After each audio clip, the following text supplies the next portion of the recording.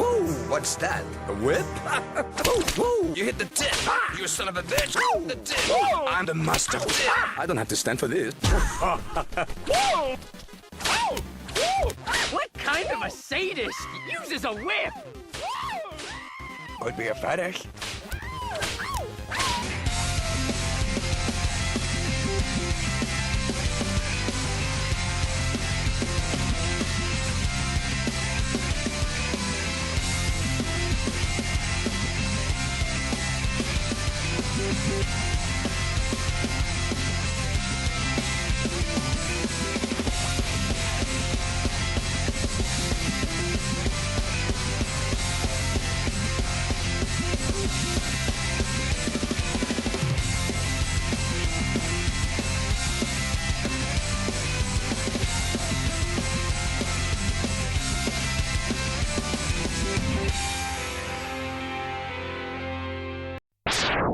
Video games, son! Let's jump into another story after that wholesomeness. I neglected for so long in a fucking reckoning winter one specific little game. And after being so bored one night without any sleep, I decided to actually pop that game into my SNES. Mind you, I was still in 1998 and I was still a fucking dumb lad with no knowledge of what was to come. I will actually admit that this game is not what I'm used to. But nevertheless, I started my console, I sat down on the floor, and I turned on my TV on the auxiliary channel and adjusted the brightness and volume. God, can you believe all of that work just to play a fucking game? But then after that I noticed that there were a lot of strange noises coming from the TV.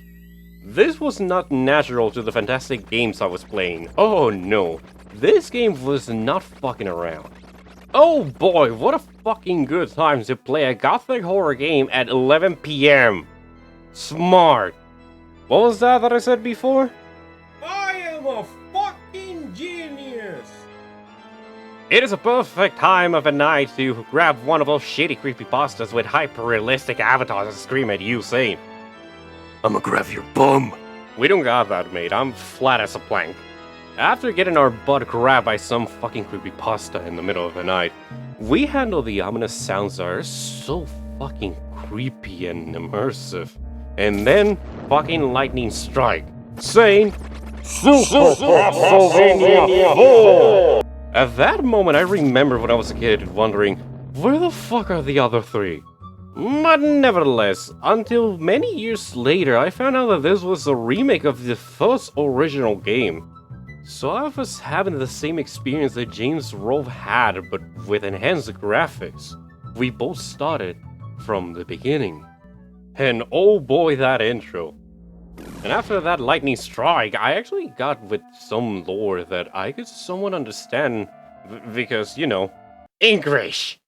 But it really made me come closer to the screen, hunch over, as if I was actually jumping into the story, flesh and blood myself.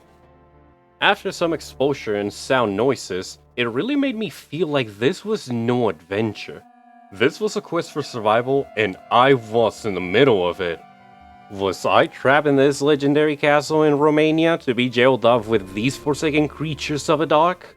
Nope, these creatures were trapped, and I was jumping in no fucks given to make sure they were trapped with me. This fucking level is but the entrance of the castle of Dracula, known also as Castlevania. The castle is a fucking country. This level shows you a little glimpse of what there is to come. And I genuinely wanted more.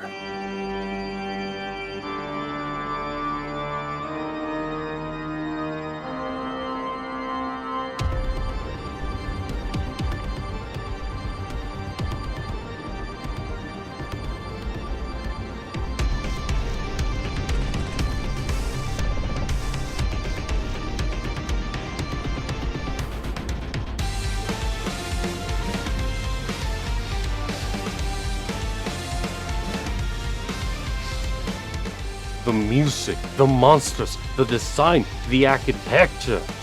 And oh my god, how you use a whip is fucking awesome! It makes it feel like even with the most mundane weapon, you are facing evil at its darkest with the strength of a sun within you.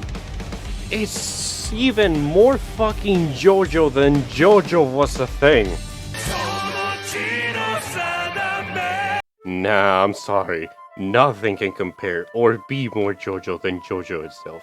I think only JoJo can be more JoJo than itself. Have you seen the fucking author?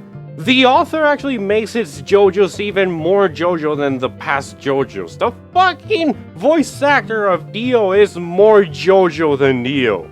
That is, oh my god, why am I rambling? Back on track, the beauty of this is when I was exposed to classical Gothic icons throughout cinematic and literature history.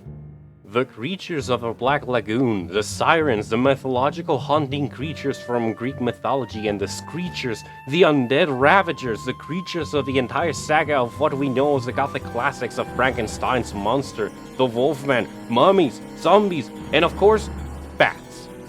But we still have to encounter the main face of the saga, Dracula.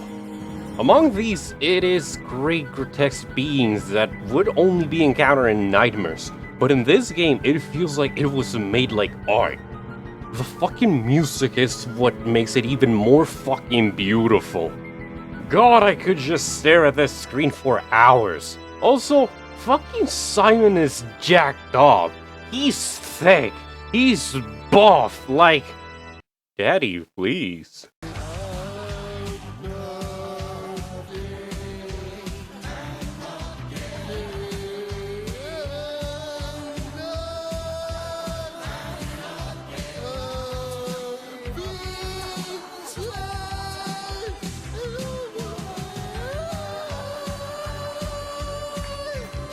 What got me so fucking enthralled is later on years apart learning about what the origins of this game are.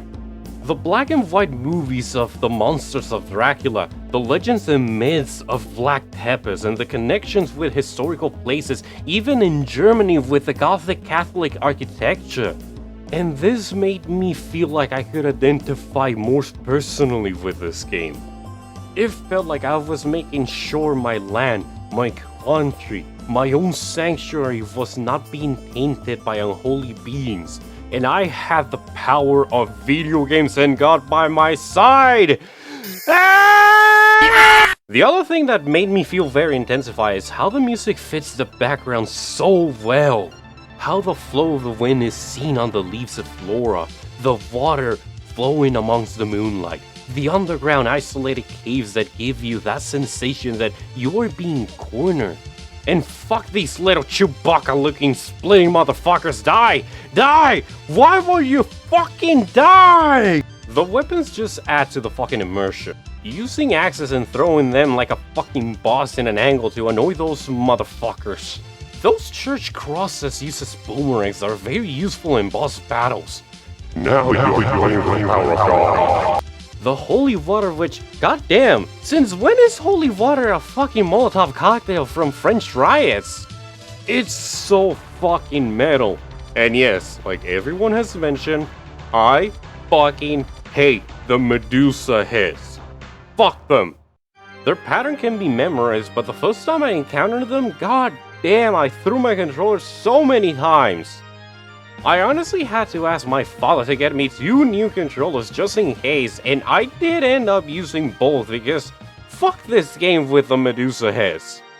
The path is literally not an easy path. After all, you're facing creatures that all answer to just one that is all above the laws of the world. One that has even made death itself its fucking pawn. Yes, the Grim Reaper is Dracula's little bitch. That just shows how fucking above mortality he is. He is closer to a god more than anything. But then again, as we have learned, without worshipping, a god is nothing more than an idol to break. And we are the morning star to shine upon that cracked idol.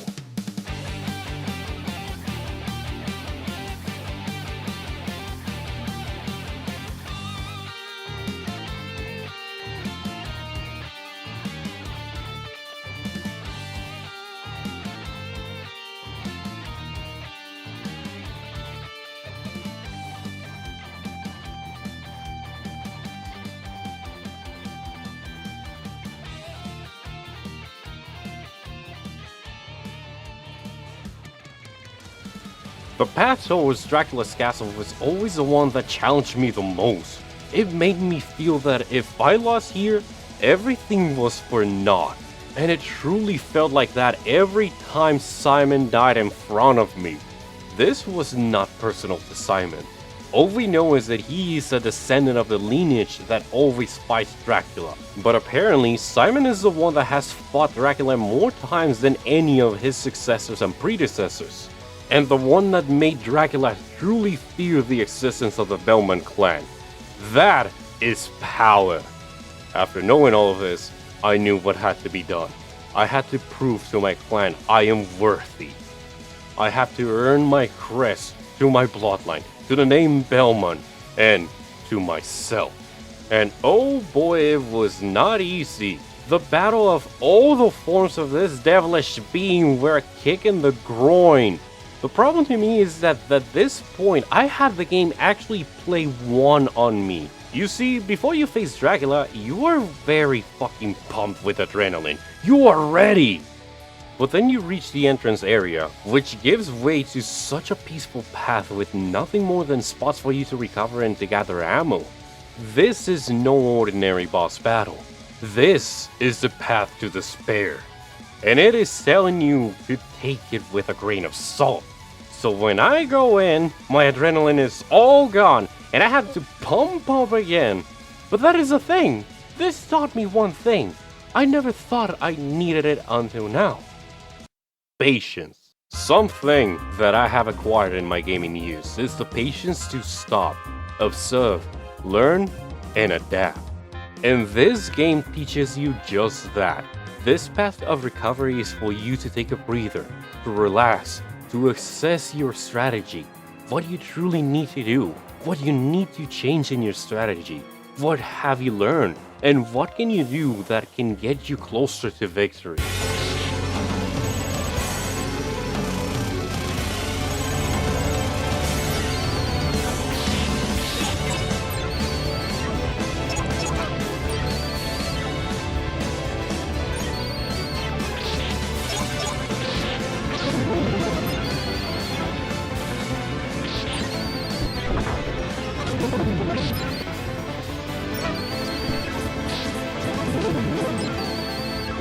And oh boy, it took a long ass time.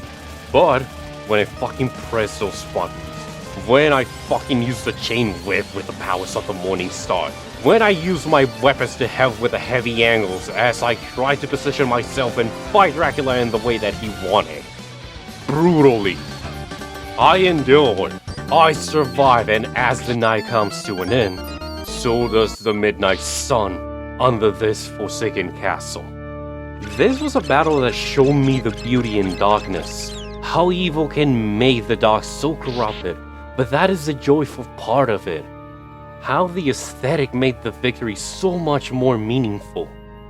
Overcoming the great challenge of an entire country forged into a castle, and to face adversity that surpasses even the gods. To prove that humanity's greatest strength is perseverance. Generation upon generation to face the same evil and once again close the cycle. It might seem lost, but at the end, the men who pick up arms and walk into the mouth of a wolf to face the darkness, they are the ones that fear it the most. As a child, I truly was afraid of the dark. And somehow, imagining this hero vanquishing the demons that hunt in my dreams and the noises in the dark, it made me feel truly like I was part of a Velman clan. Darkness is now nothing more than a companion, and I embrace it as I hold in my hand one truth. The man I am that shall always walk in the fearful mouth of Castlevania and shine the light on the sun once more. I'm Mephrospective, and thank you very much to join me on another retrospective. I'll see you all some other time. Bye-bye.